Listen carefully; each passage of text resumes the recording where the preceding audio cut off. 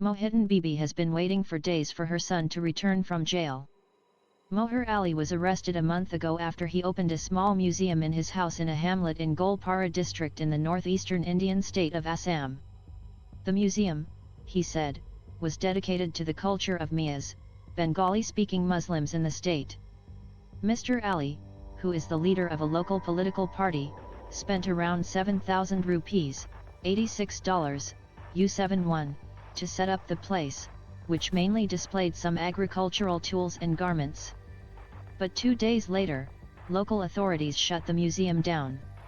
They also sealed Mr. Ali's home, alleging that he had wrongly used the house, which was allotted to him under a government scheme, for commercial purposes. The police also arrested Mr. Ali and 2 others who had helped set up the museum. They have said that the case against them was not connected to the museum and was instead due to their alleged links to 2 terror groups. The 3 men, who have been charged under a draconian anti-terrorism law that makes it almost impossible to get bail, have denied the accusation. The arrests have shocked Assam's Bengali-speaking Muslim community, who say they are bewildered. What exactly is his crime?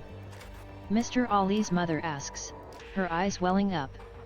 Critics say the arrests are the latest in a long line of attempts to marginalize the community in Assam, a complex and multi-ethnic state where linguistic identity and citizenship are the biggest political fault lines. The state, residents include Bengali and Assamese-speaking Hindus, a medley of tribes people and Muslims, has seen an anti-immigration movement against outsiders from neighboring Bangladesh for decades. Bengali-speaking Muslims, in particular, have often been accused of being undocumented immigrants. Since coming to power in 2016, the governing Bharatiya Janata Party, BJP, has rallied its vote base of Hindus and tribal communities by announcing policies that critics say are discriminatory towards Muslims. Several politicians, including current Chief Minister Himanta Biswa Sarma, have also targeted them in speeches. After returning to power in 2021, the BJP government forcibly evicted thousands of people in a controversial drive against illegal encroachments. Most of those affected were Bengali-speaking Muslims. Earlier this year, the government also approved the classification of 5 Muslim groups as indigenous Assamese communities, raising fears of further marginalization of others. Muslims of Bengali origin have become a soft target of politics, says Dr. Hafiz Ahmed, a scholar who works with the community. The idea is to show to the majority population that Miya people are not a part of the Assamese society, they are enemies. Senior BJP leader Vijay Kumar Gupta, however, denied this and said that others were trying to create a dispute between communities. A museum is meant to preserve the cultural heritage of a community, but nothing like that is happening here, he said. Across South Asia, the word Miya is used as an honorific for Muslim men. But in Assam, the word is considered pejorative and used to describe thousands of Muslim peasants who migrated from parts of eastern Bengal that are now in Bangladesh. Assam shares a nearly 900 kilometers, 560-mile, long porous border with the neighboring country.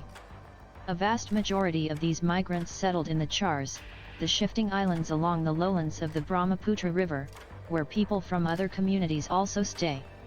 Residents of Chars are mostly poor farmers and daily wage workers whose lives and livelihoods are dependent on the river's shifting moods. They also face discrimination, and are often portrayed as infiltrators who are taking over the jobs, land, and culture of the Assamese-speaking population and tribes people. But over the years, many in the Bengali Muslim community have embraced their history, and tried to reclaim the term Miya as a distinct marker of their identity.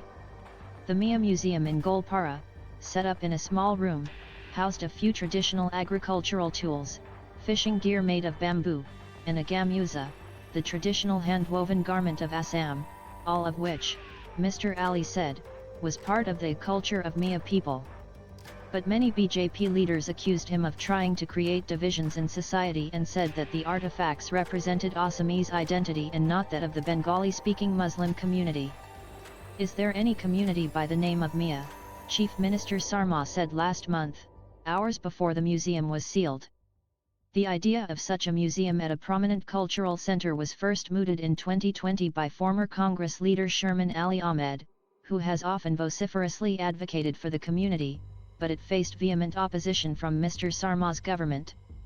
Before that, in 2019, some poets ran into trouble for writing fiery, resistance poetry, which they called Miya poetry, in the community's dialect instead of in standardized written Assamese. 10 of them were charged with promoting enmity between groups on religious grounds. Sherman Ali Ahmed told the BBC that he did not think it was right for Mr. Ali open the museum in a government-granted house, but that his punishment was excessive. He didn't commit any major crime, but the government took strict action against him and others to scare the community, he says. Dr. Ahmed, the scholar, alleged that the government was trying to exploit the state's demographic complexity and play on the anxieties of Assamese people, who have long feared they will lose their identity to immigrants, by polarizing the environment. Meanwhile, people in Mr. Ali's village are still rattled by the arrests. Most of them refused to talk about the museum, fearing more trouble. Others said the controversy had nothing to do with their lives. "We don't need a museum, we need jobs, roads, and electricity," said Shahid Ali, a resident. Dr. Ahmed says that even though his personal stand was that the museum was ineffectual, the community had a right to preserve their culture. After years of persecution, the Miya Muslims are trying to carve out their own space, he says. How can a community exist without its culture?